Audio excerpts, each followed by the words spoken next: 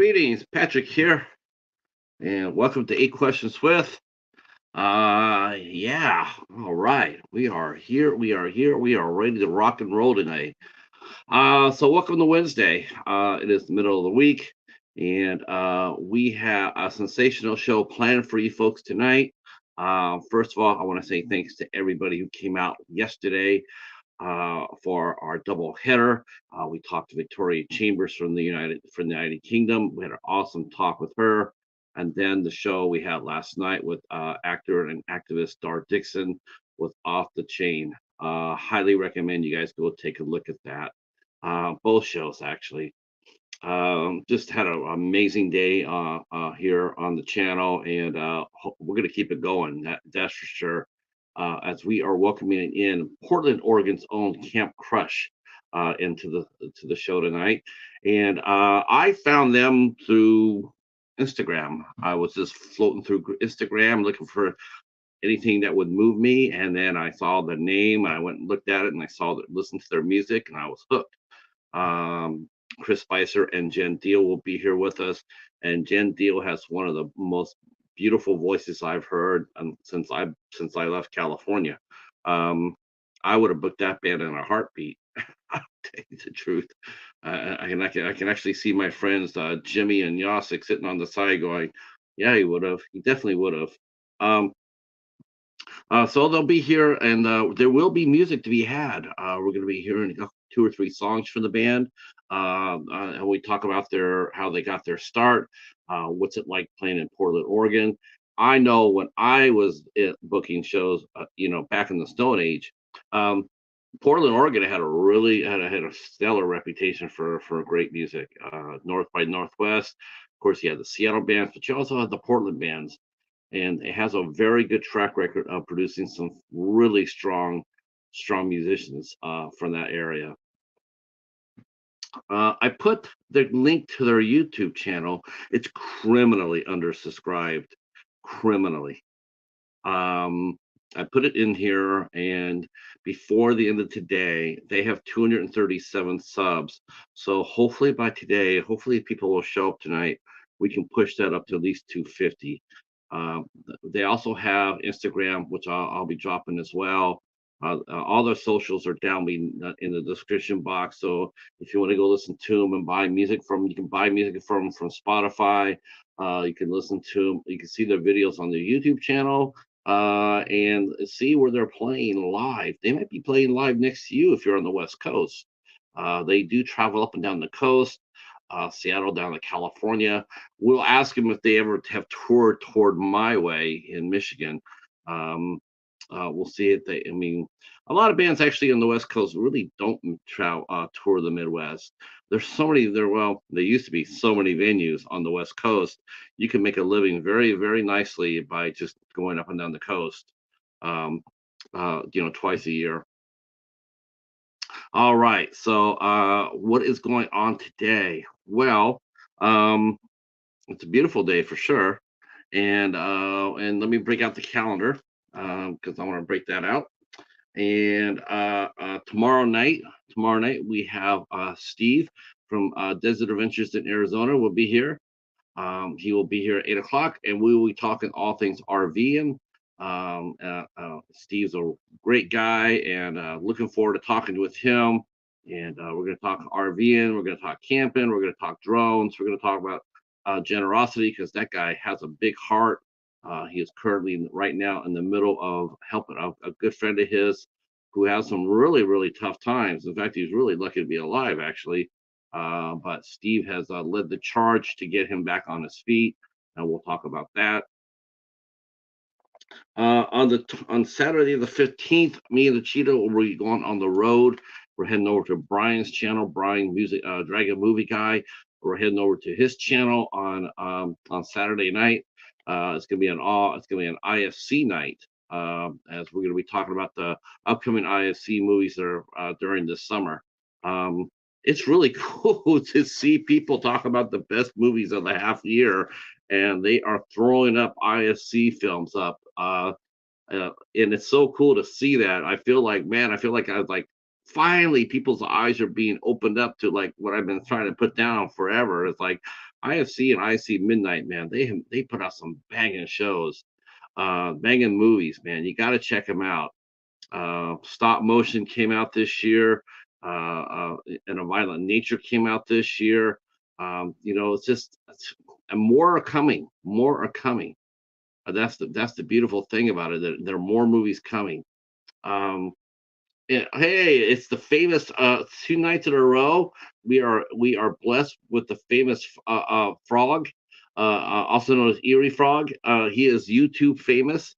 In fact, he's so famous they named an island after him. That's right. Our friend Erie Frog, he's so famous that they named an island after him, Frog Island. And there's no Cheetah Island, that's for sure. There's no Cheetah Island, but there is a Frog Island. Brother Max is in the house. All right, all right. Hopefully you guys are here. If you guys all love music, right?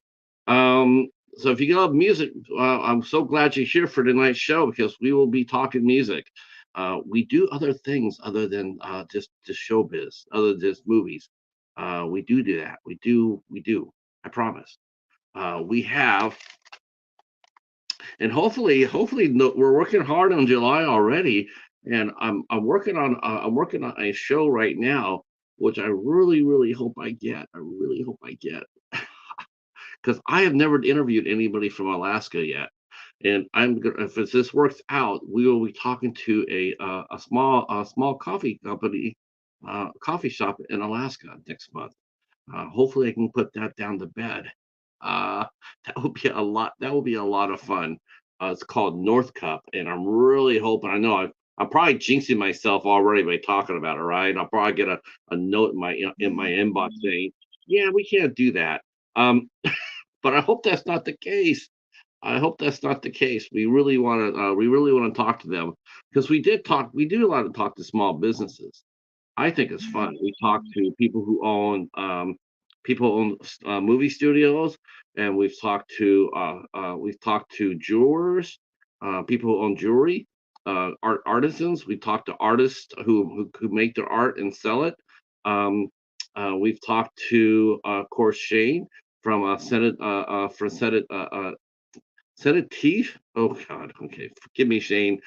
I see I'm a big supporter of small business. Of course, we interviewed Christy from. Oops.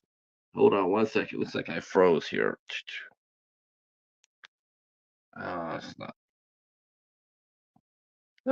Hold on here. All right, I froze. I don't want to. I don't want to freeze because I don't know when our guests get here, so I can't be doing that. That's yeah, that's a StreamYard for you though, right? Um, of course, we interviewed Christy Adams from Nightmare Toys as well, so we are into that. Um, I was letting people know if they hear this and they're going like, "Why is this guy coming up and asking me if I want to interview for my business?" Because we want to do our part. We want to publicize you, and you don't need to be in our backyard for that. Um, you could be in Alaska, and we want to talk about you. So it's just like here, just because I'm Michigan based doesn't mean, it's funny. It's funny. I tell this to people all the time. I'm based in Michigan. I'm based in Michigan,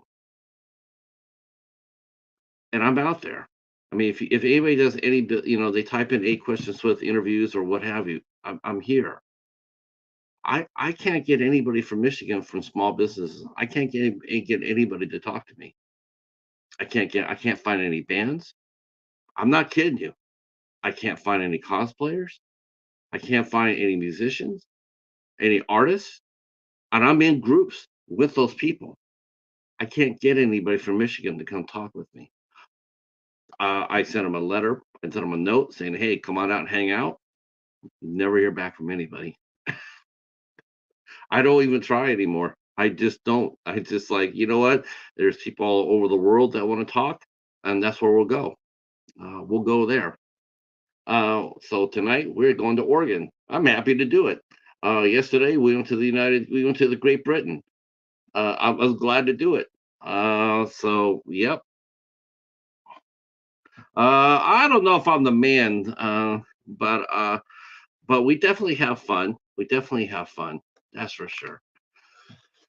All right. Back to the calendar. Next Monday, the 17th, we have a special show on the Monday, the 17th. We will be here with Michael James Bernard and the cast and crew of The Wicked Ways of Webster County. It's another a visit from our friends from Iowa. So glad to have them come back and hang out. Um, Alucard has hosted them, and Katie has hosted them as well from Popular Popcorn. Now it's my turn to host them, and what we're trying to do is raise awareness for their new project they're getting off the ground. Um, they're the Wicked Ways of Webster County. Um, Michael has first film, You Should Have Killed Me, is doing very well. It's doing well. Um, and he is getting ready to do his sophomore effort. So, as we have been talking about this summer, um, things seem a little bit different this summer than other summers in terms of films being made, in terms of projects moving forward, finding it's getting harder and harder to fund projects. Um, through the traditional ways. Now it seems like crowdfunding is the main way of getting your movie made. If you want a movie made, you better have a good crowdsourced campaign ready to go.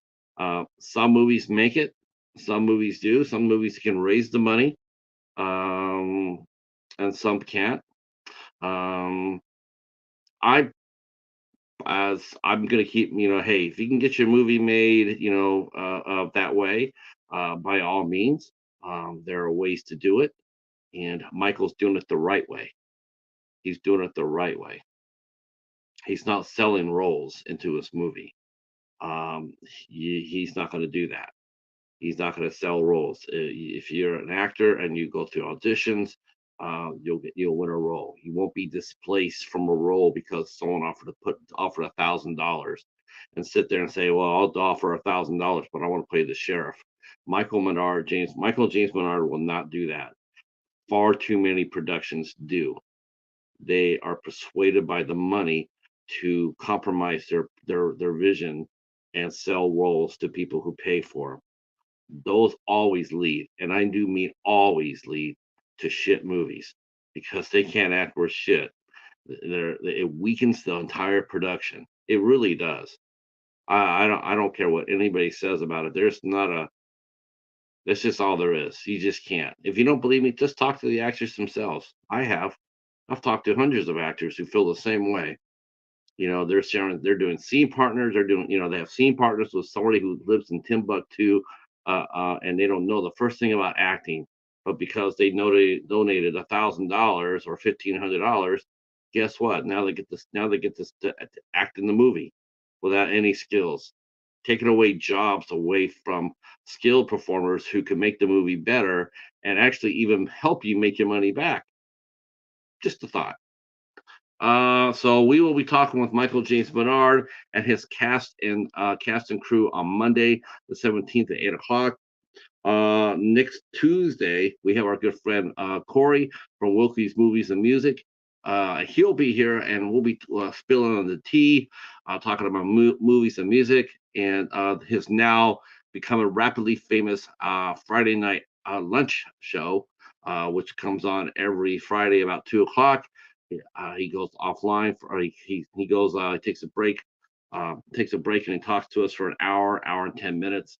It's a fast and furious show, and it's rising in popularity. And he'll be here and talking about that. Let me go ahead and make sure my friends are. Let's see. Let's see. I want to make sure I'm open just in case my friends have trouble getting in. Uh, okay.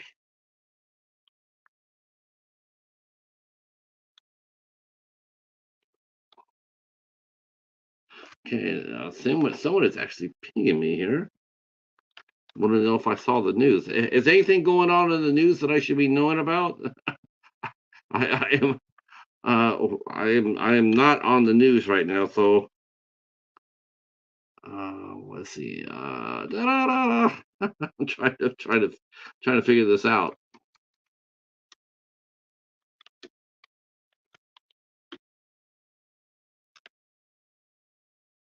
All right. Uh, there's the doorbell, dead on 8 o'clock. That's one thing you can count on musicians for. They are very good at time. They are very, very good. Hey Jen, how are you? How are you? Glad you're here. Glad you're here. So please put your hands together and help me welcome in from Portland, Oregon, Camp Crush. And here we go.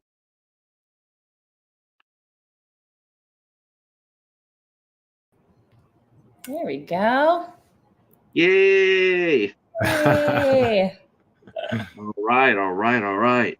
I am so excited that you guys are here. Thank you so much for coming in. Yeah, we're excited. This is such a cool, even like we were looking at how many episodes you've done, and it's like, are we in the hundreds? Like where are you at?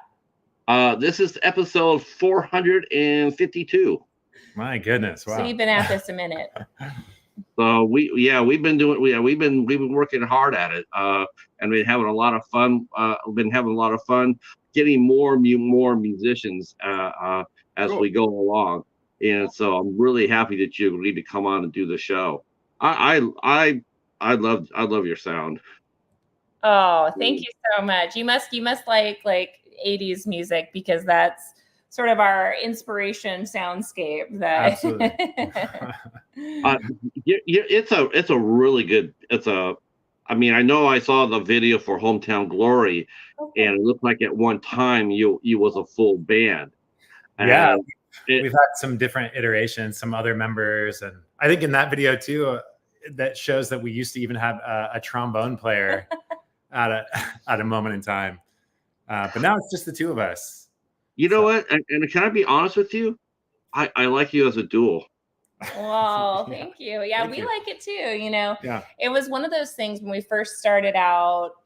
Like we have been making music together for a long time, over a decade, yeah. and so we've had a lot of different bands together. And this one, when we had a full band, it was cool. It was a vibe, but then scheduling it was just impossible, and we were so excited. We wanted to tour all the time, and so we started asking ourselves, how can we do this, just the two of us? We just had a very specific vision too that we shared, and so it just made it so much easier just to bring it down to two, and then we could focus on exactly what we wanted to do. Yeah. I mean, and there's been many well-known duos. I mean, you can make a full band out of just two. Mm-hmm. Yeah. You look at the White Stripes, you look at the Spinanes. Right. There's a lot of good bands out there. It's just two people, and they can tear it up. Voice though is absolutely gorgeous, Jen. I mean, oh my gosh, thank you. Yeah, I'm a sucker for a great female vocal, and I've worked with some of the best myself, and I would put your voice right up there. Oh my gosh, Wow. Right up there. Thank you. And Chris, and you're no slacker either. I'm sitting there watching you play during Electric Suns. I'm watching their video. Oh yeah. I was really impressive. Is your drumming is tight, really good. Thank you. Because yeah, I try to elevate so I can live up to the level that Jen brings with her voice. I gotta bring good drumming ability if she's singing like that. So I knew when I first met him, I was like, that's a really amazing drummer. I need to lock it down. Because it takes a lot of skill, especially in a duel, because you're trying to keep the sound. It's really easy to overplay it. To drown out a vocalist. It's just the two of you. There's no bass or guitar to go against. What you normally would play. Like, do I play louder? I play softer. But it seems like you are attuned to her vocal, and I suppose you have the earpieces now too. Technology has I guess it's almost has it almost made up for the retirement of the old cliche of more monitor. Are the earpieces now monitors basically? You can do in-ear monitoring, and like mostly like our in-ears are just to, because we do a lot of like live arpeggiators and things that it's really important that you keep the tempo perfect. And so for us, we use it a lot more just for tempo and let me make sure we're not getting off track on those. Yeah.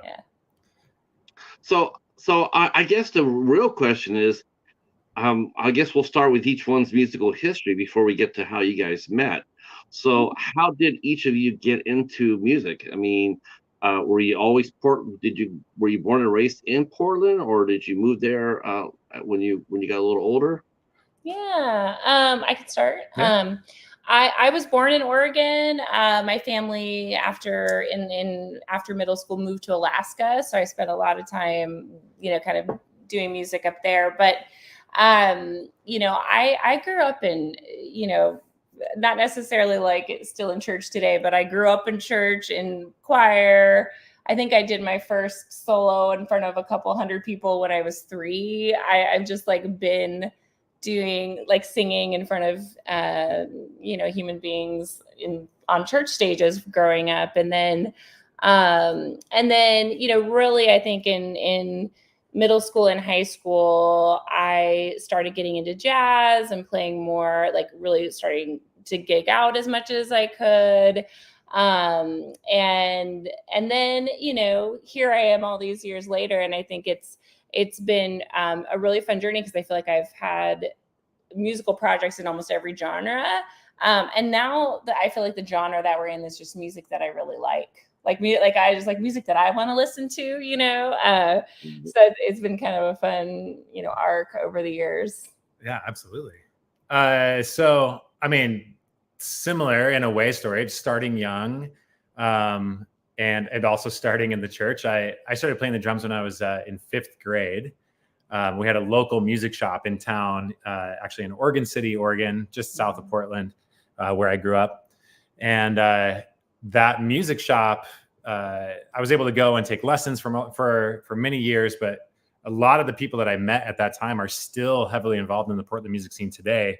So that music shop called Adrian Music was very instrumental in building up a lot of the people that are in the scene today. But yeah, I also had a lot of opportunity to play the drums, playing in church and stuff like that. And then, got a little bit older, playing in more, jazz bands at school, big bands, playing in college in a lot of different band programs. And then didn't really start like a rock and roll band until I met Jen and we started doing music together, which is amazing. So, but yeah, my musical inspiration was always like, you're a drummer, you lean towards like the heavier rock stuff. Yeah. But I have always enjoyed listening to all different varieties of music, and I had a long history of playing jazz in jazz bands in high school and college. And I feel like the mixture of like being on tempo with the jazz and trying to focus on dynamics as much as you can, mixed with really enjoying like complex rock drums, I think helped form maybe the style that I have today. So speaking of jazz, and this is going to sound blasphemous, I guess, there was only 2 genres of music that I really didn't really get into, though I worked with the musicians. But as far as the sound goes, I guess it was more because of the fandom more than the art itself. But I really never was a blues guy or a jazz guy. And I want to ask you, when you started out in jazz, I mean, it's a great way to learn, obviously. Yeah. But as you got older, did you ever feel that playing jazz drums was constricting and restraining? Did you ever feel that way? Like there's sometimes where you just want to bust loose, but you can't. You have to hit that meter just right, keep it going for the whole song. Doesn't that get frustrating as a player? It does, and at times I, especially when I was in college, I was playing in several different jazz combos, and I was just back there just playing, swing on the ride. While the pianist, not you, the pianist and the saxophone player were just like butting heads about who was going to take the next solo. And I'm just back here, just bored out of my mind. Right. So yeah, absolutely. There's some of that where, there's there is, I think as a drummer, sometimes you can really like take pride in keeping a really solid tempo and changing the dynamics of a whole, like, I think you are the leader of the dynamics in many ways. And so I had to learn to appreciate my role, I guess, even though it wasn't always the most fun, but learning to appreciate that role, I think, helped play into other forms. So I at least appreciate my experience in jazz music. I mean, jazz singing is way more fun than jazz singing is so much more than jazz drumming. Absolutely. Oh yeah, I agree with that. I agree with that. I listen to Jane Monet. I love her. Oh yeah, she's lovely. Okay. But overall, I mean, I just never got into it. I would just sit there and the blues, it was the same thing with the crowd. The crowd would sit there and it was like, unless you played the Mississippi style of the blues, it ain't blues. I mean, somebody come out with a guitar riff, someone would come out with like a little bit of a rock riff into a blues. Oh my Lord, you would hear people sitting there going like, oh, that ain't the blues. That ain't the blues. And it's just like, man, you got to let the guy, he can't play Robert Johnson over and over and over. You got to be able to breathe. I felt like that with jazz too. I always felt like, you sitting back there, everything's just so nice in a box. It's like if someone ever decided just to improvise and do a run outside the song, you would have people falling out of their chairs. They'd be stopped. Oh yeah, I mean, I think every genre has gatekeepers, right? For sure. We try to fight against that and just enjoy whatever we're doing. But I totally understand what you're saying, that the gatekeeping mentality can be strong in some of those like traditional genres for sure. Yeah. Very much so. Yeah. To the detriment of a lot of the artists. Yeah. Right. Those traditions, I mentioned him many times on the show, but those traditions, ended up killing a friend of mine, Jose, and he felt like he had to be a blues man, and there's one thing seems like everybody that does the blues has to do, and that's to shoot heroin. And part of it, you got to be a blues man, you got to shoot up, and he's a hell of a talent too. Let me go to the chat real quick. People are if you can see the chat, if you hit comment. Hey everybody! Now we can see them. Hey. Now we're cooking. We're cooking. And our friend Jen has the first question of the night. It says, how have you guys ever played with international musicians? If so, what's something you learned or taught them? Yeah, have you ever played with any bands from out of country? Well, I think we did play with a band from the UK that came through, and it was great. We're still friends. I mean, I think that they were also a duo. They were a duo, yeah. I think before COVID, we were playing about like 80 to 100 shows a year or something like that, and so we've had the opportunity to play with a lot of different musicians from all over the world, really. And I think that the thing that I have loved about playing out and touring is just like the community that we've been able to build. It's a little bit less of like, our band, we make a certain kind of music. It's pretty locked in. We're not like bringing people up to come play guitar with us or whatever, but really just like hearing other people's experiences and their journey, what keeps them, coming back to music time and time again, investing all your money and making a record, all of these kinds of things. I think, we've found such incredible encouragement, just meeting musicians from all over the place, making all sorts of music, Yeah. Cool. And something I would add too is kind of what you were talking about people bringing in the traditions into a genre. Traditions like that can also exist regionally or locally. And I think it's one thing that is always very refreshing for us and really interesting for us is to learn that musicians in other cities or other countries, they all have their own way of doing things or their own way that their music scene interacts with each other, with the community. Yeah. But mostly it's really refreshing to learn that people just mostly want to focus on making really good music. And everything else can kind of go to the wayside. And it's a good reminder to meet other people and they just want to talk about music. They just want to talk about, they don't want to talk about logistics. They don't want to talk about politics in music or the music scene. They just want to talk about, you know, how did you make a good song? Yeah. So it's refreshing to meet musicians that are maybe outside of your region sometimes, just to connect on the thing that matters the most, which is the music. Speaking of that, and I was so tickled. I cannot tell you how tickled I was when you told me you guys were playing the DNA Lounge, and I'm going like, "Holy crow, that's my stopping ground!" Yeah, I love that. So excited. Yeah, I have booked a few bands into that venue before. I've been there. I've been there many times. It's one of the. It's one of the last ones standing in San Francisco. Yeah, we'll be there Saturday night. Yeah, if anybody out there is, you know, in the Bay, come on out this Saturday and come say hey. That's right. There's two main. I guess man, back in the day when I was working in music back there, the DNA Lounge, and there was the Paradise Lounge and Slim's, and of course, Bottom of the Hill is still alive and kicking. Yeah, they are. Yeah. I've said this, I get a chance to say it, I do, but Bottom of the Hill is nobody beat Ramona Downey. Nobody. She was the best. She was the best. She is the best. As far as San Francisco goes, a great venue. Got so many bands she had no business getting, but she got them anyway because of who she was and how she treated them. Fantastic talent by her. I used to sit in my office on Monday and look at her calendar, see what she was playing, and just sit there and just cry my coffee because she was getting so many great bands. Amazing. Now, how many times? Well, I guess before I ask you how you guys met, but how many times have you guys toured the coast? Yeah.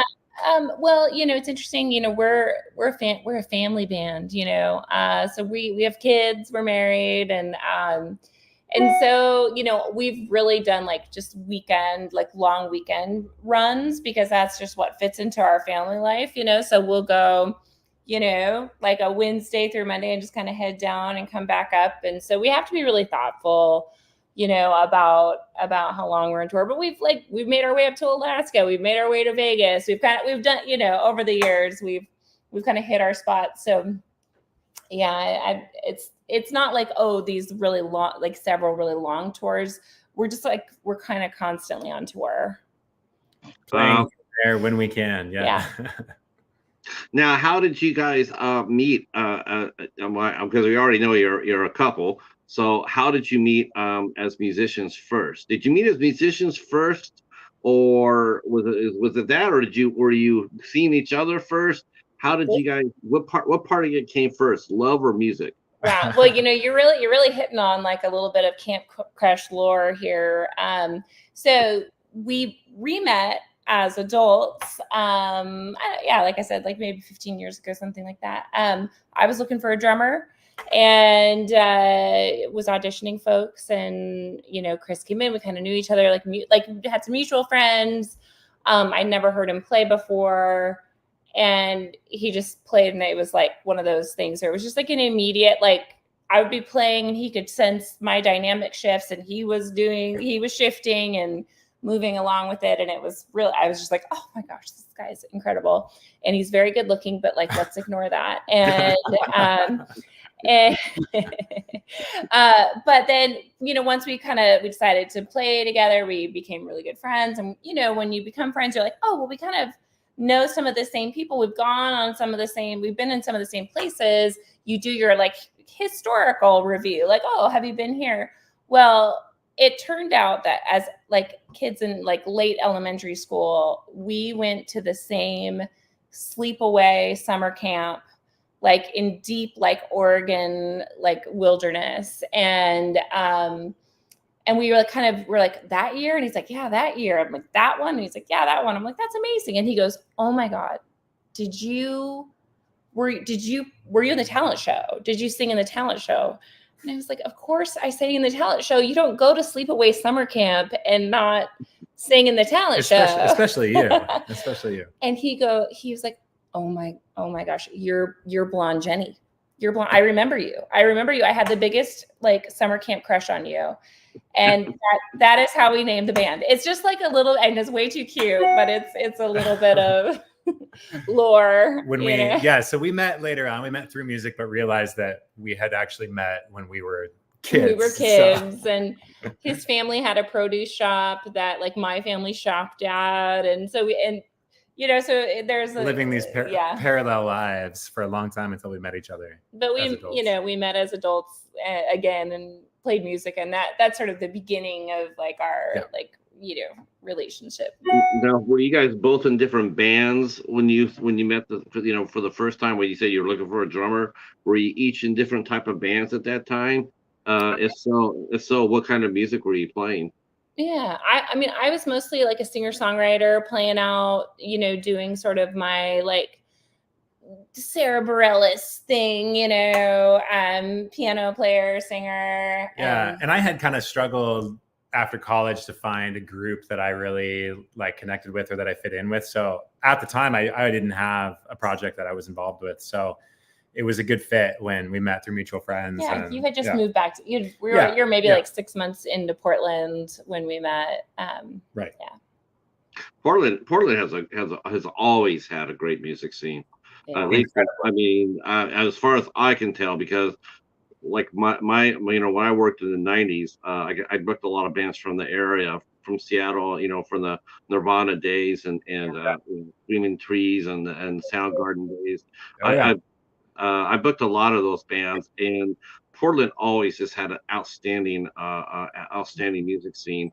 Is this still a top level scene in your opinion? I mean, I actually think that the scene here is like so good. It's like it's almost too good for its own good. I think there's so many musicians here pushing themselves and pushing each other to really make music that's kind of out of the box. That it's almost like sometimes hard. Like a lot of our friends are musicians, and we have a hard time getting them to come to shows because they're all playing their own shows. And all we want to do is go to each other's shows. There are some incredible bands, I think, even still today, new bands, popping up all the time in a million varieties of genres. We actually have like a very strong country and Western scene in Portland. Really, more and more strong like synth pop scene.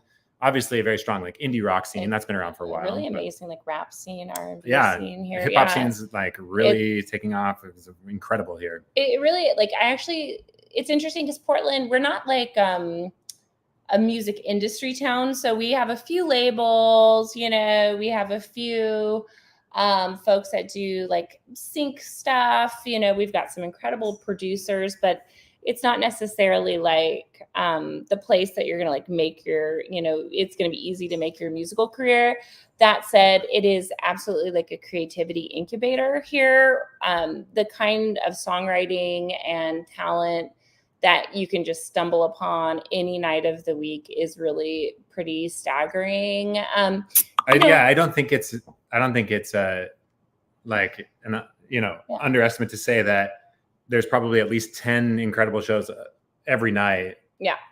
At the variety of like great venues that we have. Yeah. And the venues are all very like artist and listener focused. Yeah. So just an incredible town to play music in and to see music in too. And somebody asked in the chat, what's our favorite venue to play at? And I would say here in Portland, we have we have several incredible venues, but I think one that really stands out, it's called Mississippi Studios. And we've been so honored to get to play there. We released our last record there.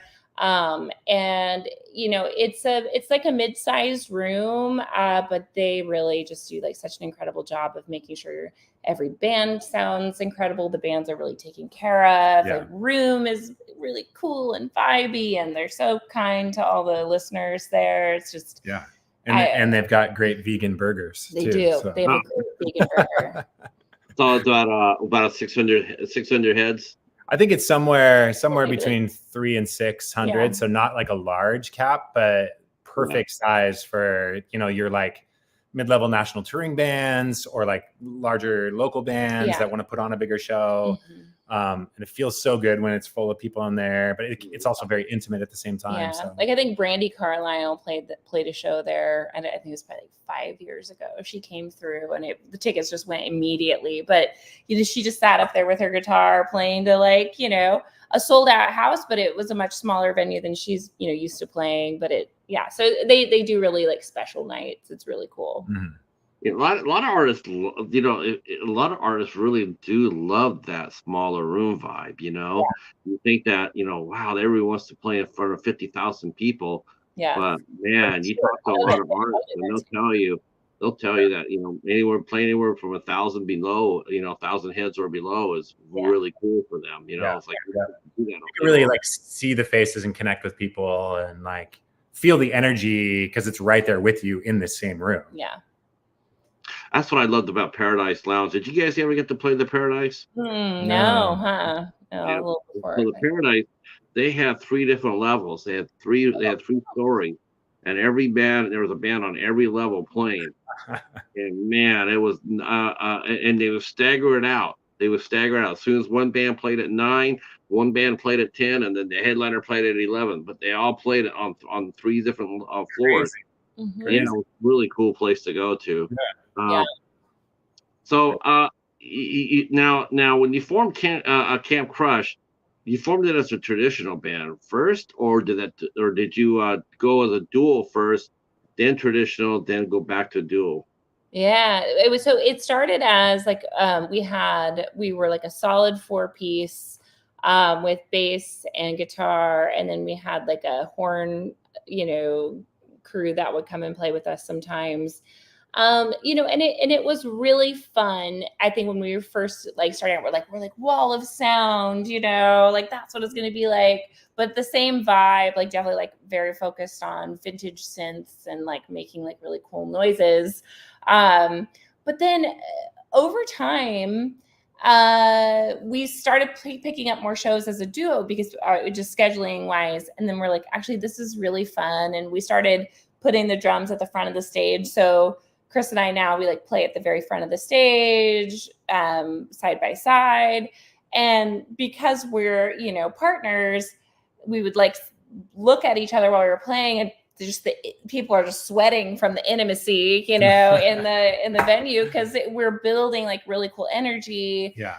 And so we were like, this is actually really fun. It's really easy. We can get on the road whenever we want. And so, yeah, we made a switch. I think it started too where a show was like thrown our way, but some of our band members couldn't make it. Yeah. But we didn't want to say no. We were like, well, we're free. Yeah. What if we just went and played it, just the 2 of us? What would that be like? Yeah. And we had never done that. And so we went and tried it. The 2 of us were like, this is actually really amazing, really fun. We don't have to say no if the rest of our band can't make it. Mm-hmm. And so we started kind of leaning more and more in that direction.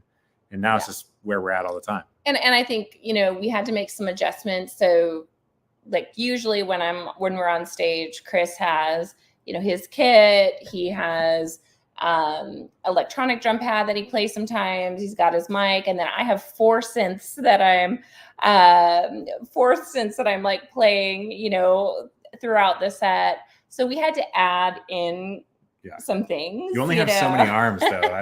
I know. I don't know how you're going to add anything else. So, but we really had I think we had to kind of make some changes. But I think now we have a really big sound, just the 2 of us. It's a big sound. It's a big sound between the tight drums and your vocals and the keyboard. It's a really cool sound. I really enjoyed it. I really do. I think it's refreshing, and it's a little, I think personally, I think your voice is it's sort of you were mentioning earlier about Sarah Bareilles. And I was thinking more, were you trained as an opera singer at all? Actually,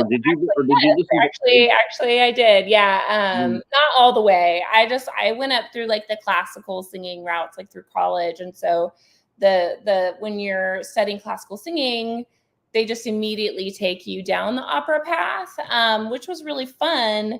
But again, I think for a long time, around in that time, I was really looking for like the music I connected to making.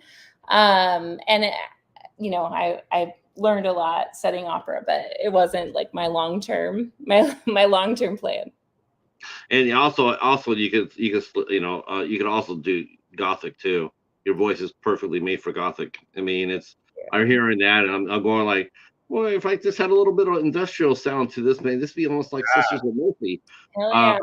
Yeah, but that's all, but it's just really, your voice is it's really, really good, real strong. Thank you so much.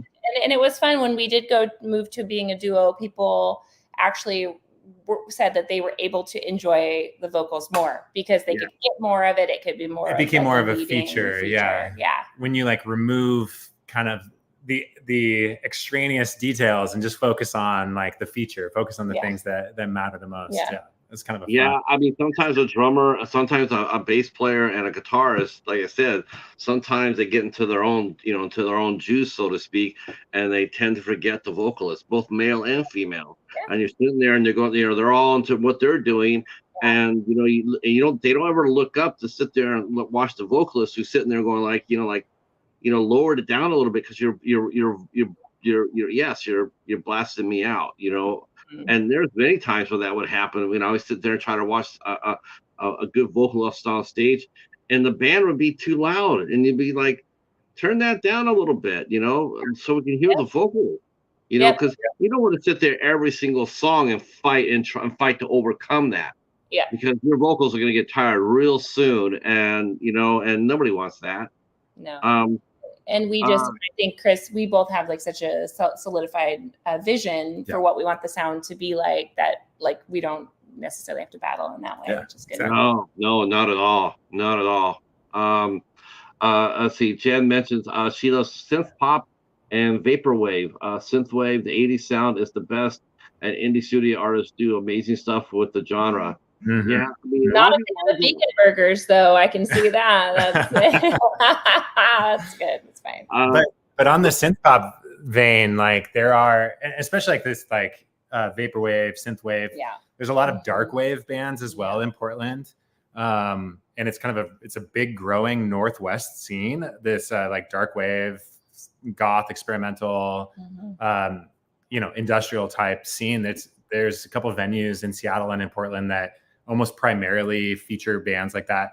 They'll get bands in on European tours, bands from Italy that want to come in and play kind of like almost like synth metal, but it's cool. It's very cool. And it's more and more popular, I think, in the last few years. Those genres are really making a big comeback. For sure. I think, and I didn't even know who they were. I have to tell you, I didn't know who they were until like 6 months ago. I think I heard it on, like it was on it went on a viral video. I had never, because this is sort of so when I moved from California to Michigan, there's one thing I didn't do. I didn't listen to any radio. I listened to, like, I would turn on Spotify once in a while, and I just turn around, just look for something new, or but I really didn't really keep up with anything. I can't tell you why. I just never really did. I never really kept up what was, top notch, was going on. I knew who all the big names were, but up till like 6 months ago, I didn't even know who Ghost was. Oh yeah. Yeah. They've gotten really big. Yeah. When I heard Ghost, though, I'm just sitting there going like, I've already seen this before, and where have I seen it? And it was with a friend's band of mine called Ghost Like Sun, and they were just like that. I mean, they were perfect like that, and they had a vocalist that had a voice like yours, Jen, and man, they tore it up. But that was like 20 years ago. That was over 25 years ago. But then, how it is, everything recycles, and so when I heard Ghost, I'm sitting there going like, that's what I mean. I'm going here, going like, I've heard this before, I'm heard, where have I heard it? I can honestly say I have not heard you in the last 20 years. I have not heard that in the last 20 years. Yeah. No, not at all. I think we like to like really kind of live in the world where it's like we're really inspired by like the sounds of new wave, like from the late 80s, like the synth sounds, but we also try to write music that's today, like we're writing from our own perspective today. We're not trying to recreate 80s music, but it's like inspired, the sounds are inspired, but like we're writing for today, which, so I'm glad you feel that, because that's the goal. Let's talk a little bit about the songwriting, because you guys really write some great songs. And I mean, how does the songwriting work? I mean, is it primarily together? Is it one does it, one writes the music, one writes the lyrics, or is it a duel? How does that work? Yeah, we've been doing this for quite some time, and we've kind of like honed in a process that works really well for us, where it's definitely like, different people, each of us take on a different stage, but it is totally a co-writing process. Yeah. Jen will start with a seed of a song, and that seed may even start on acoustic guitar. Mm-hmm. Jen, maybe has like a little melody, just idea, refrain in her mind, pick up the acoustic guitar, strum something out, sing something out, then maybe take it to piano, or start on piano sometimes too. But then once Jen has a whole, like a song that she's worked out with a melody and a main lyric line, maybe the verses are not totally fleshed out, maybe the bridge is not totally fleshed out, I'll come in, I'll sit down in the room, she'll be like, she'll give me a million disclaimers, and then she'll say like, this is brand new, I just want you to hear it, and she'll play it. And then usually what happens next is we start working on fleshing out the format and like the bones of the song, where I'll say like, oh, that sparked an idea for me for a bridge, or like, let's take that part you sang and move that over here because that kind of feels like a verse. Or so that's when we start just kind of like piecing it together. And then I'll just say like, just play it 3 times and I'm just going to play the drums while you're playing it. Yeah. And it's just kind of a process that goes back and forth. Well, yeah. So I guess it's almost like a constantly passing the ball back and forth. Jen will write the beginning, then I'll work a little bit on the format. Then Jen will take that format and flesh it out. And then I'll like maybe add some dynamics or flavor. And then Jen will like piggyback off of that. So it's really like a hand in hand, back and forth process. It takes a lot of trust and, collaboration, good communication, right? Like for us to be able to,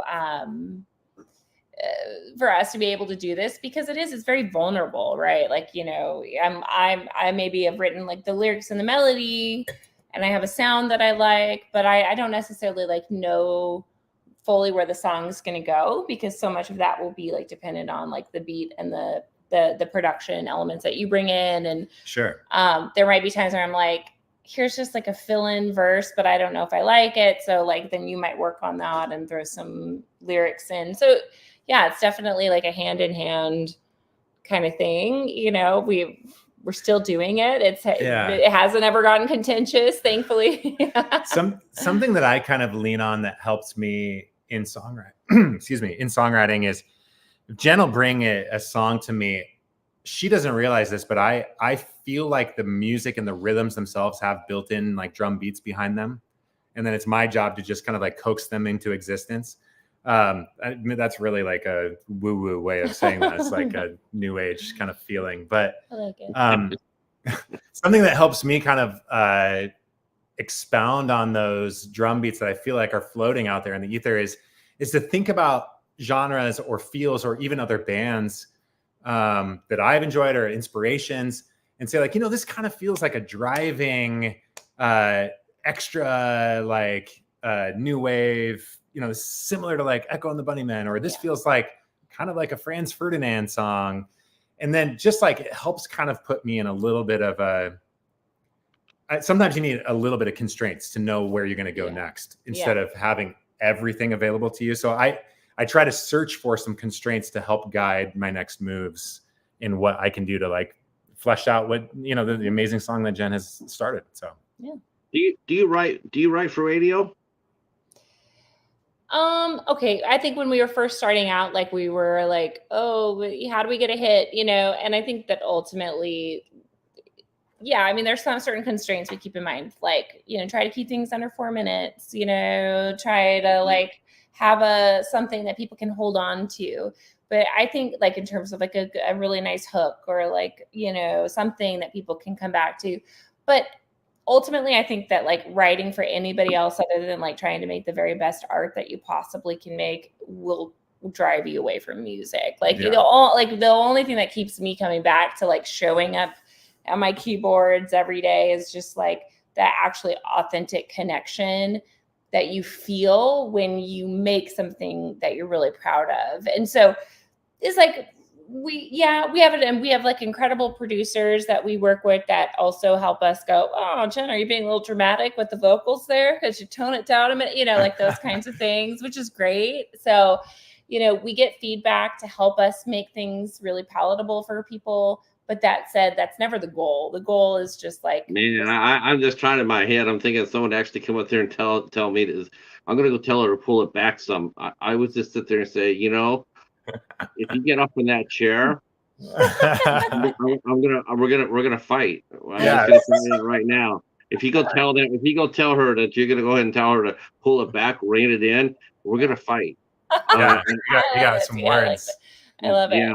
Because no. Yeah, another on top of that, what Jen said too, like even if we're not necessarily specifically thinking of writing for radio, we just have such a love for like the pop format of songs that we love a catchy hook. We love the movement of one part of a song into another. So I think in general, we like maybe even by accident sometimes just we're writing songs that maybe would be of that traditional pop format. And then sometimes we write something with like a 2-minute intro because we just love The Cure, and we're just like, well, I guess we're doing a Cure intro on this thing, man, and like sometimes it's that. So yeah, just try to follow the inspiration. Well, here's an interesting question, and welcome in, Stephen. I hope your appointment went well.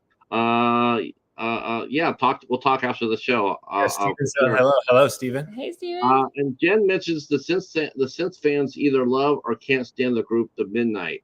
What are your thoughts? I mean, do you look at other bands that are doing somewhat similar sounds for you or in the genre yourself? Do you ever look at them and not necessarily, obviously not like, oh, let's try what they're doing. But I mean, do you ever look at anybody, what they're doing, and do you ever just think about it in the terms of, do they sound like us? Do we sound like them? I mean, what are they doing that we're not, or what are they not doing that we are, and kicking ass at it? How do you look at other bands? Yeah, I think mostly we look at other bands as like we're, the second thing to being musicians is we're music fans. Musicians first, music fans second. I think that like what that means is if we're not playing a show, and we have a free night, we're going to go to a show because we love to like be in the audience. So I guess like you're saying, if as musicians, how do we look at other bands? Mostly like with awe and respect. I think anytime anybody has the ability to write a song and get on stage and perform it, or, take the time to work hard to record something and put it out, you just have all my respect because I know that it's a difficult process. So I think it's amazing. I think that we will sometimes look at what other bands are doing and saying like, that's really cool. We obviously have our inspirations of current artists and that might sometimes inspire what we do, but mostly we just have appreciation for anybody that's adding art to the big pool of creativity. And we just want to do our part to like be a part of that as well. So we don't normally have any kind of like negative thoughts towards other bands. Art is good. Art, like I think that like people, we know like there's not a perfect song out there that's perfect for everyone. There's not a perfect band that's perfect for everyone. Art is, subjective, and that's what we love about it, right? Like we were talking earlier about gatekeeping and what's allowed, what's not allowed. And like for us, I'm like, I actually just think it's kind of incredible whenever anybody picks up their old dusty guitar and writes something or gets up on a stage. And we actually hosted an open mic for 5 years prior to Camp Crush every Monday night. And it was kind of incredible to see what magic could be made simply just with people like getting up and sharing what they made, even if it's not my style of music, even if it isn't like what I would like turn on to listen to. I learned something, from every single song and every show we've ever been to. And so, but like, am I, do I listen to Human League and go, damn, that arpeggiator bass is like really cool, and I want to do something like that. Yeah, like totally. Like I have like my like inspo bands that like the sounds that they're making make me think about like how could I make a synth sound that could kind of like be in that vibe, you know? So like there's inspiration out there, but not necessarily like it's good. Like music, that's what's so cool about music, right? It like lights up different parts of our brain when we listen to it. Yeah. Here, let's see. That's a great, let's see. Jen says, that's a great question. I love to know if music comes first and then lyrics afterwards. I've seen people do the opposite. Lorena McKennitt, that's a great singer right there. I got 3 of her records. Lorena McKennitt composes a lot of music based on medieval periods, for example. Yeah, well, sheesh, that's a good point. Yeah. Jen, that's what does, I mean, I guess, you know what though, I mean, I asked you what, you know, if you wrote for radio, but I'm of the assumption now that radio it's dead. I mean, in terms of, you know, it used to have so much power over all music, you know. Yeah. Bands they play trying to get that record deal so they get played on the radio. Right. But this one good thing about the social media thing is you don't need radio. You don't need it anymore. Yeah. They need you. That's if anything. If anything, they need you. Yeah. You know, like, man, we want you to play. We want to play on the radio. Yeah, you know what? Yeah, I got you know, I got my own thing going. You know, I can sell my records over. I can sell my records through the website, through Instagram. I can set up tours that way. I can play live concerts. You can play live concerts here on a YouTube channel. Yeah. I've seen people where they do live shows and they have thousands of people in their chat.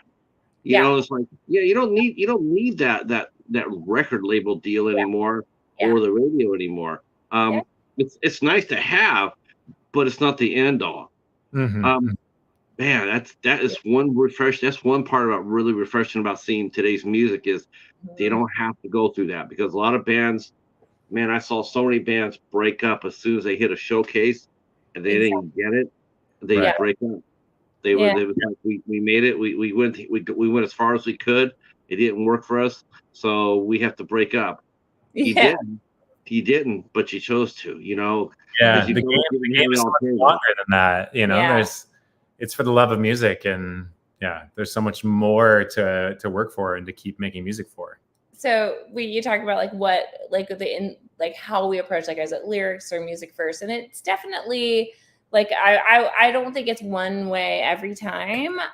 But something that I love about Camp Crush is that, you know, we really want people to feel something when they're listening to our music. We really want people to, you know, we want people to experience their own emotions when they're at a Camp Crush show or when they're listening to our records.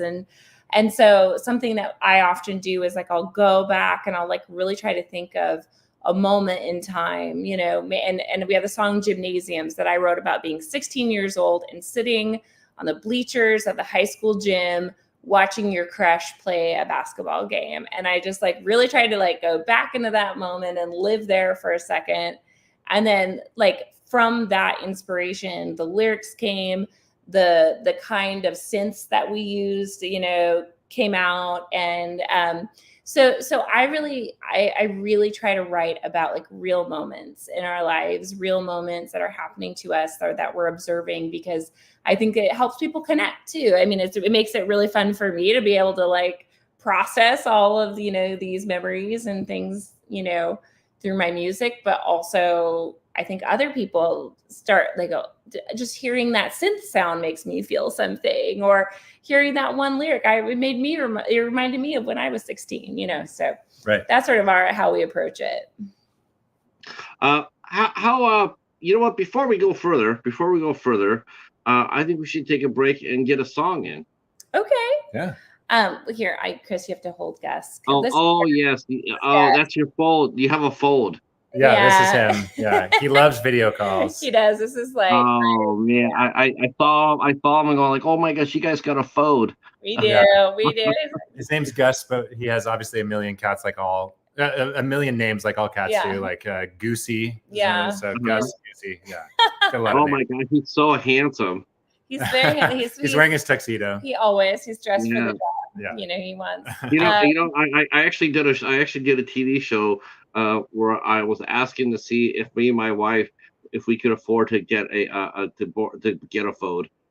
Yeah. It was the Susie Orman show. I don't know if you know who she is, but Yeah. Oh yeah. yeah, she used to do a show, and she had the segment where can you afford it? And so I wrote in and I said we'd like to get a Scottish phone, and it costs about $1,000. Can we, so they really put you through the paces. They really want to know. Yeah. Luckily we could afford it, but we already had 2 cats, but we just did it for fun. But we love phones. Well, I was an adopt. We got him from like the local shelter, and it was one of those things where you know how rare that is. it's so Yeah. rare. We went the same day. He posted. We were like, "This is," because we really wanted a Scottish Fold too. But yeah. So. Oh my gosh! I actually interviewed Peter Gethers. Oh yeah. Oh. Yeah, I did an interview with Peter. That's cool. Yeah. And once in a while he'll still flash Mitch him on his Instagram page. Well, you know. In case you guys are wondering what we're talking about the cat.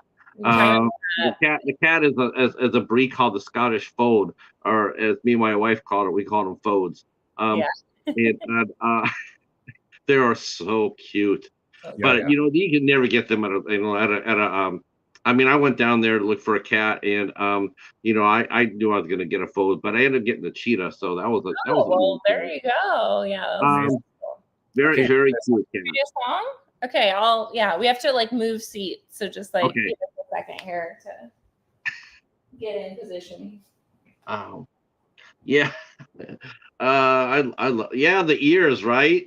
That's what makes the Fold so special. The ears fold. And they have round owl faces.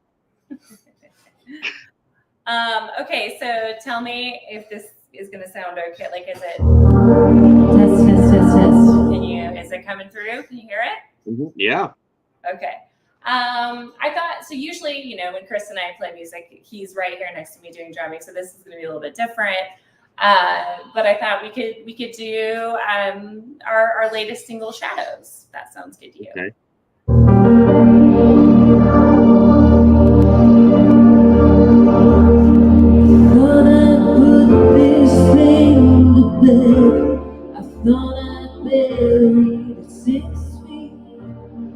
Thought I had loved the bitch said goodbye to.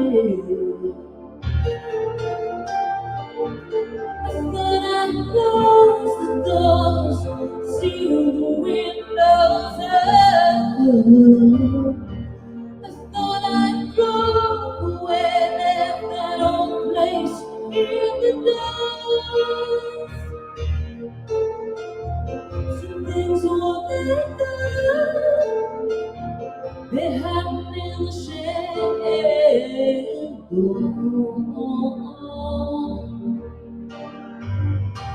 I said that I would climb the mountain up to higher ground. The blood and sweat and tears will proof upon my brow. The stars align some nights when the dark comes. We find ourselves at times forget from where you've been. Some things won't let go. They happen in the shadows. Some things won't let go. They happen in the shadows. They happen in the shadows. They happen in the shadows. Happen in the shadows. And will I always be home alone? And will I always be haunted this way? And will I always be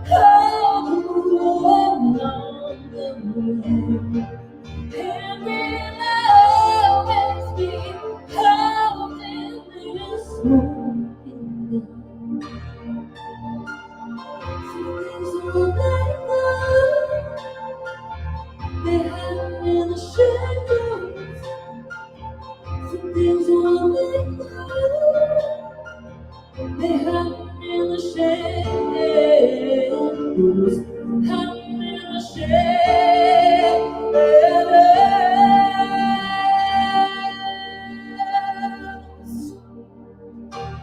Here will I always be, humble along the way.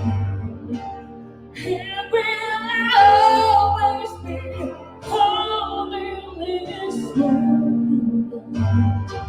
Here will I always be, humble along the way. Here will I always be, holding this moment.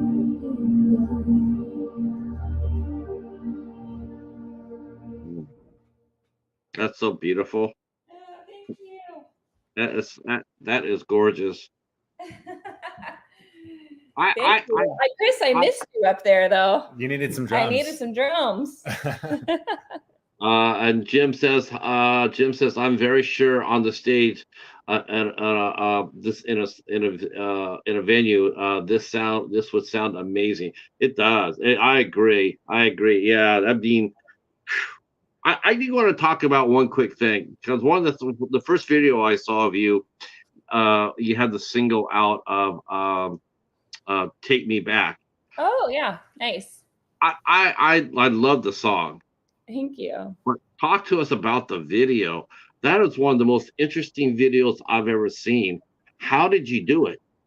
Ooh, well, we actually do almost all of our stuff ourselves when it comes to like our photos, our videos, or like all our website, all the things that you have to make. Yeah, I have a background in like video production and creation, and so a lot of it comes from this place of like, we have 1 hour or we have 2 hours. We need a music video. What can we do right now?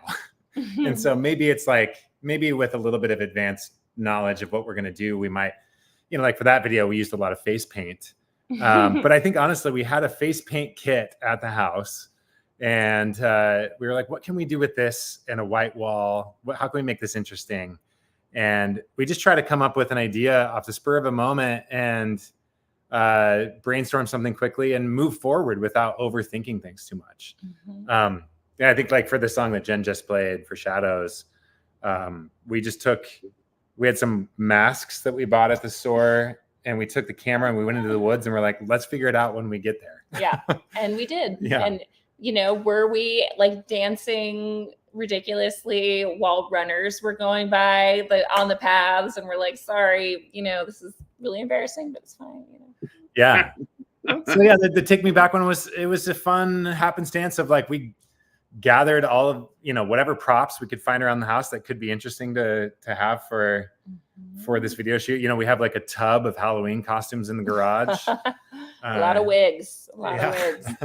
How long did it take for you to make that video? Because if you go back to it, I mean, you went through so many different things. I mean, it was just like, I felt sorry for you toward the end. You're just sitting there like, all right, just whatever you're gonna do, just do. And then you're vocalizing at the same time, and I'm like, man, this is a very involved video. Yeah, I think the hardest part was for Jen, where by the end of each take, because I think probably maybe there's 8 takes of 8 different styles of makeup, so we just did it all the way through, and then we cut it up afterward. But the hardest part is after a take, your face would be covered in whatever makeup. And you had to like go to the bathroom, wash it all off, reapply your normal makeup, and then start over. So your face went through it. It did. It was worth it. It was worth it. It's a great video. Great song too. Love the song. Very, very cool song. So where in the art in the art, as far as Portland goes, how's Camp Crush received? I mean, are you able now to book your own shows? Are you able to pick the bands that open up for you? What's your following like? I mean, and how do you interact with your fans? I mean, I think we're really lucky. I do, we've spent a lot of years, kind of building up, our community of the people that like our music and come to our shows. And so I think we're really at a place now where we're really excited about every single show that we book in town. but also regionally, we've been able to play some incredible shows. In December, we played a sold out Crystal Ballroom show. And we were opening for this incredible band called Cannons. If you're not familiar with them, they had the #1 Billboard song last year. So, we've been able to open up for some incredible artists. We've been able to host our own, really fun shows as well. So thankfully, this town, I think they finally know about Camp Krish. I think really with the amount of time that we've spent playing, but also participating by going to shows and hanging out with musicians, luckily we're at a place where we know a lot of the bookers. We know people that work at venues. A lot of them are just our friends. And so it's a good place to be, where when we're emailing to book a show, it's somebody that we worked with a year ago at a different venue, or they know who we are. And it's just made it so it's more of we don't feel like we're begging or anything like that, but it's a community minded atmosphere where we're working together with other people. But it's this last couple of years has been exciting to be at a place where some of those bookers are asking us to open for some of the national touring bands that come through town. And so those are great to be able to play to a new fan base of people of some of those bigger bands. So it's a really nice blend of getting to open for, last year we opened for Corey Feldman, from the Goonies. If you that is a complete okay. So that's a mismatch right there. That's like putting a Hot Wheel car next to a Formula 1. They're on the same track, but they have no business being there together. But what was great about that show? It was a wacky show for sure, but it was I think about maybe 800 to 1,000 person venue, and it was all sold out, and people came to see Corey because they were fans of his 80s movies and stuff.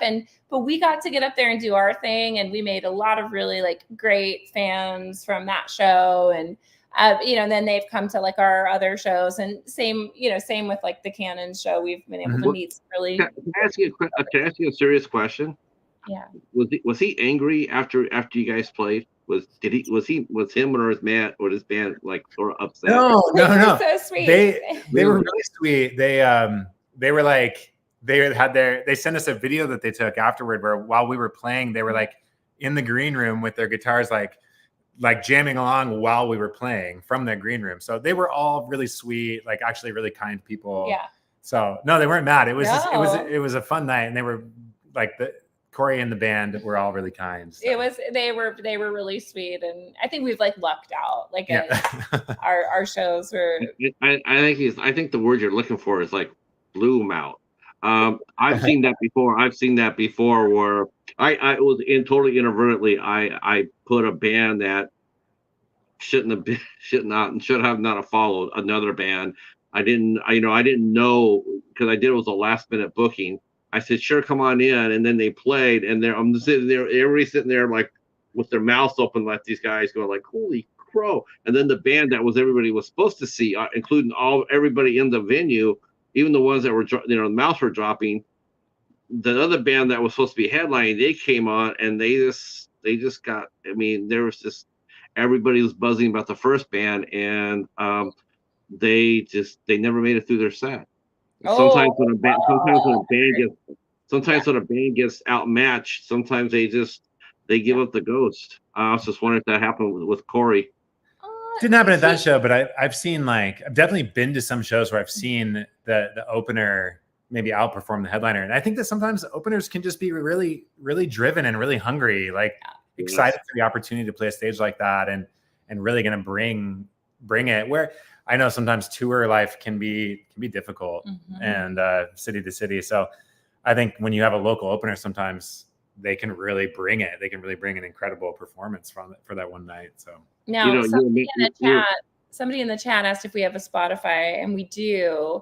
Yes. And I would encourage you, if you liked that, listen to the full version of that song, because adding Chris on drums adds a lot. Yeah, and that song is Shadows. So yeah, Spotify and Apple Music and all of those. Obviously YouTube, but all the other ones too. So Yeah, all the links to all the links to your socials are down in the description box that you can go down there and you can go down and check it out. But I will drop the Spotify page Oh yeah. right there. There's the Spotify.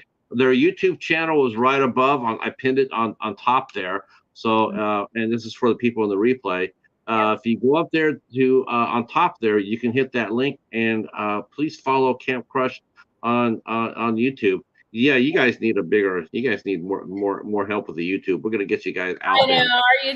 Unfortunately, it's like you kind of do have to choose like where are you going to engage, with your people and because you can't do it all. We're an indie band, so we do most things ourselves. And so Instagram is really like if you're on Insta at all, that really is like the place. Like we're hanging out, we're chatting with our fans. People love to send us recommendations of songs we should cover. We just love, so we love talking to folks that are, interested in the kind of music we make, but we're mostly hanging out on Instagram. But we need to hire you to be our YouTube manager.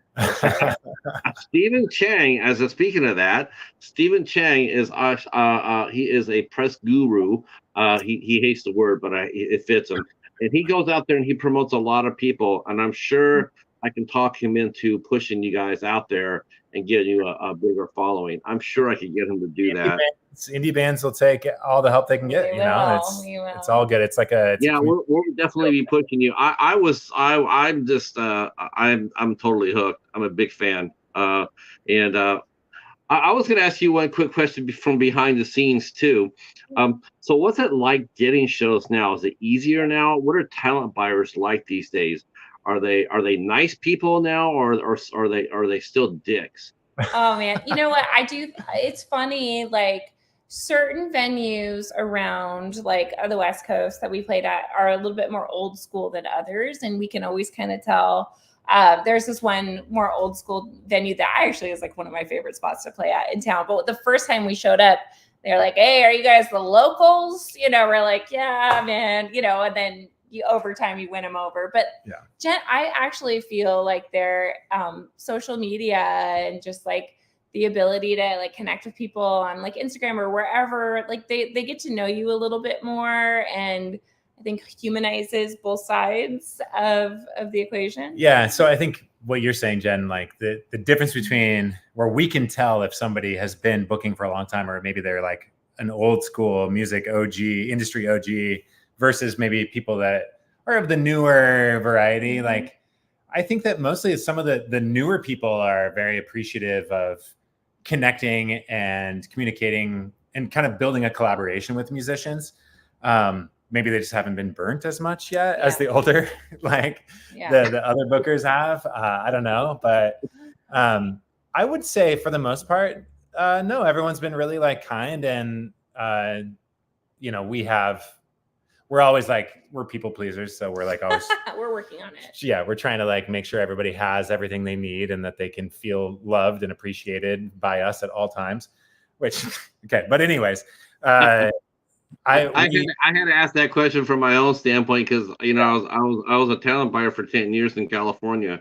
So, so I mean, I'm listening to this, and I don't know if I told you that or not, but I said stomping grounds, but I worked 4 venues down in the Bay Area for 10 years before I moved to Michigan. So this is all, this is just so much fun for me. And when I said I would book you, I literally would. I would do that. I would definitely. That would be a no-brainer. No-brainer. I'm glad Portland is still absolutely thriving. I think that's amazing.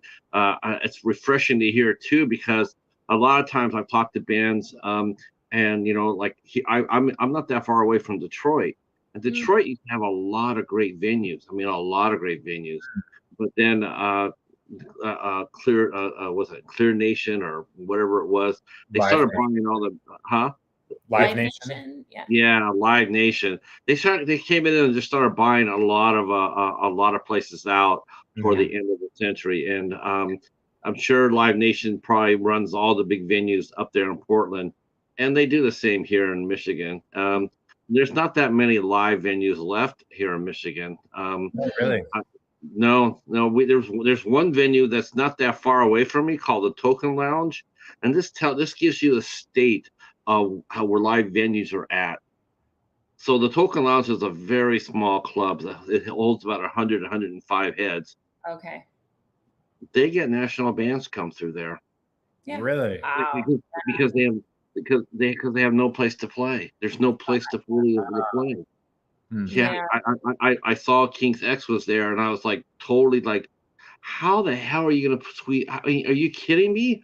King's X, a 100-person venue? Yeah, that's crazy. How's that gonna work?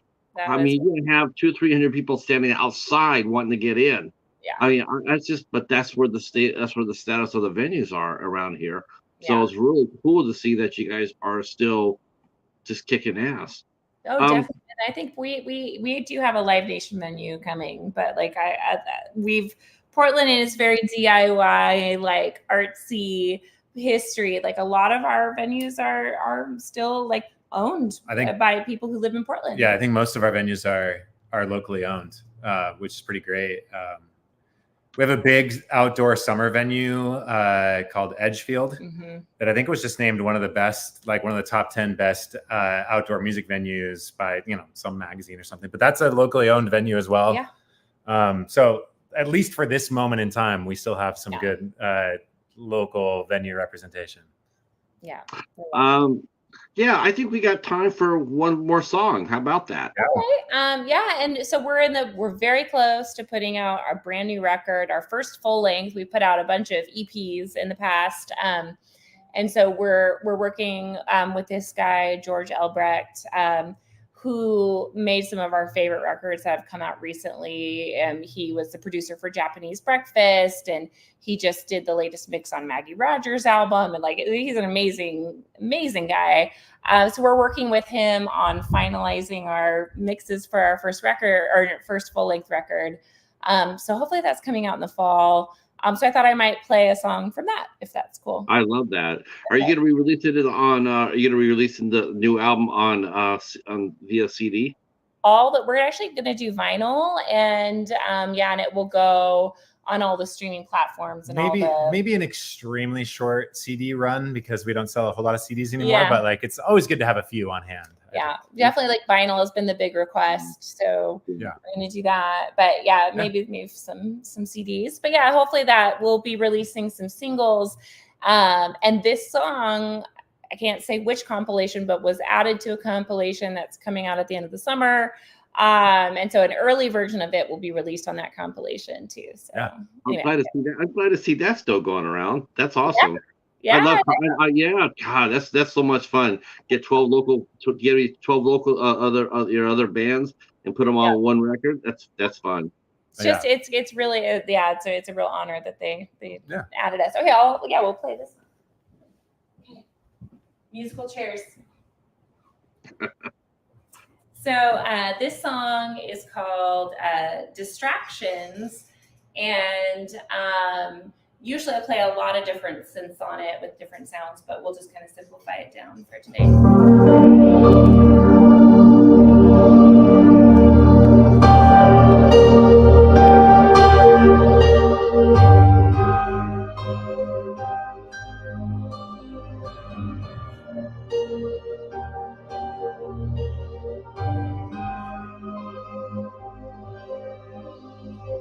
Sometimes we get distracted by the things that we never know. Happiness with you with the kiss in the morning. We look for pride in the sizes of a life no one recognizes. But I still remember when you were the secret. Couldn't tell you all the places I was feeling, so you don't have to worry, baby. You don't have to worry, baby, 'cause I'm still holding on to this fire that you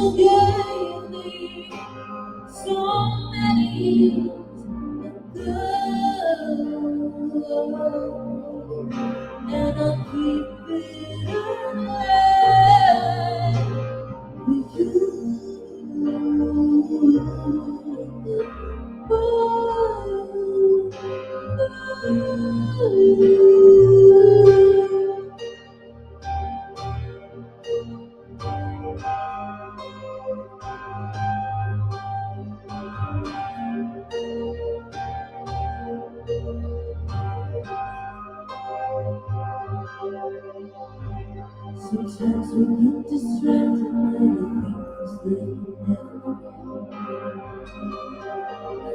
waking up alone, there is a taboo. Research for now, drugs of another kind of longing. I still remember when you were young. Couldn't tell you all the forces I was feeling, so you don't have to worry, baby. You don't have to worry, baby. 'Cause I'm still holding on to this fire that you gave me so many years ago, and I'll keep it around you.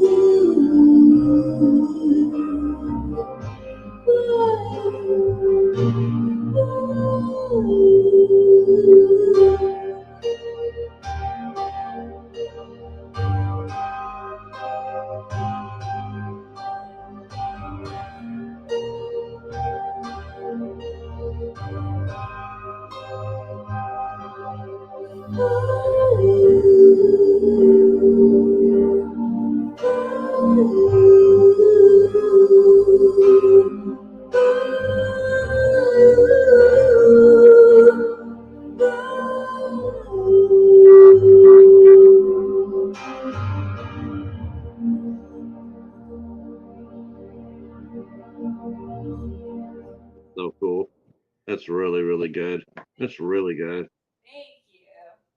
Yeah, that's beautiful. Thanks a lot.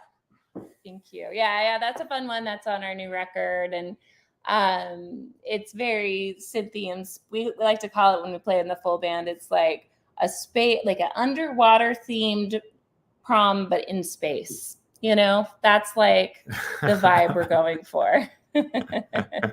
So, when do you think where do you plan on having the record come out in the fall time? Well, I think late fall, you know, we talked about radio, like college radio has actually been really incredible for Camp Crush. And so we'll do a big push on college radio across the nation. We'll do a European radio push. So all that takes time. So, but I think we'll start to see the singles coming out. Well, I can see you getting a very, very warm reception in Europe. Yeah. Really lucky with that. That's been really, really good for us. I could definitely see. I could tell. I know that they would love that. They would love that sound. They would like to see you guys. I can see you guys going over there on the record. That's the goal. That's the goal. We really, in a couple of years, we hope to be touring over there for sure. Absolutely. So as far as the summer goes, what is the plan for the summer then? Work on the record and then do coast tours, and that'll be it. Just working up. The current plan is, we're working on as much as we can, focusing on finishing up a lot of back and forth with the mixing, and then we'll get it mastered and all that, do that whole process. And that's taking up quite a bit of our time. And then in the meantime, we do have a variety of shows booked kind of like regionally, at some towns here and there, you know, coming down to San Francisco this Saturday. Nothing massive while we're finishing up. Well, upcoming a couple of things. No, I mean not a big massive tour. We don't have the big massive tour yet while we're finishing up the record, but some great big shows. Yeah, we're playing at the end of this month this really incredible event called the Queer Wine Festival, and basically it brings together queer winemakers from all over the country. It's in Oregon wine country, so like a few hours just away from here. And so we'll play that stage, which is always so fun. We've done it for the last several years. Yeah. Super excited for that. And then in the middle of the summer, we actually did this cool thing. It's called a Dead Mono session with this producer in town. It's basically like one recording mic, and we played live, and captured our like live sound, and then he onto tape, and then he puts it on a vinyl on a 7-inch. So we'll be releasing that later this summer. Yeah, and then we're playing, you know, kind of just like a lot of Oregon, Washington, Northern California, just like shows. But then hopefully when the record comes out, we'll do a more sturdy like West Coast tour. Yeah. If people want to, you have, I mentioned earlier, you have physical copies still. If people want to get you on Spotify, they can buy singles off the EPs off Spotify. If they want to get a physical media copy, can they reach out to you through Instagram for that to order it? Yeah, they can DM us on Insta, or they can, our website has an order form that you can fill out, and we'll mail stuff out. We have some really, that may not be 100% up to date, but definitely I mean, they can order whatever they want, but like, they can reach out to us. They may not have everything on there at the moment, but yeah, we have merch. We have, I mean, there's obviously like, we have some CDs, but we also have t-shirts and other goodies. Yeah. So please reach out, and we're happy to mail stuff to folks all over the place. That's kind of our. I'll be placing an order for a fold. So one cat in the mail. Honestly, one fold, please. I want to thank you for coming out and hanging out with us, and we're definitely going to have you come back once the new record is out. Love to have you come back and visit us again and share some more music. Everybody else, please, all their social media is down underneath in the description. And stay in touch with Camp Crush, including their YouTube channel. Please go and find them and connect with them and drop comments and all that good stuff. Tell them that Cheetah sent you. And you can also find them on Instagram as well. And that is down there in the description box. So follow them there. If you have any questions about their music, about the band, when they're going to play, if they're going to play a town near you, you can reach out there and they will respond. They responded very fast with me. I think we were talking within an hour. Yeah. Right away. That's right. Thank you so much for coming out. I really do appreciate it. Stay right where you're at for 1 minute. I'm going to turn to the chat and say thank you so much for your support tonight. Without you guys being here, I wouldn't be here. I really do appreciate it. And we'll be back tomorrow night at 8 o'clock with our good friend Steve from the YouTube channel Desert Adventures in Arizona. That's a tongue twister. And Steve will be with us tomorrow night at 8 o'clock. And we'll be meeting a very, very fine gentleman. I hopefully you guys will all come out and support that. And with that, I'm going to say good night to you in the chat. And we will see you tomorrow at 8 o'clock. Thanks again. Yeah, thanks everybody for hanging out. Nice to meet all of you. Thank you. Hold on 1 second, YouTube. Oh, I was going to say, hold on 1 second, but they were gone.